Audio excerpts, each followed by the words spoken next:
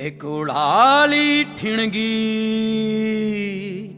लाख पेटल्या मशाली, अन स्वराज्याच्या संकल्पाची नवी पहाट ही झाली.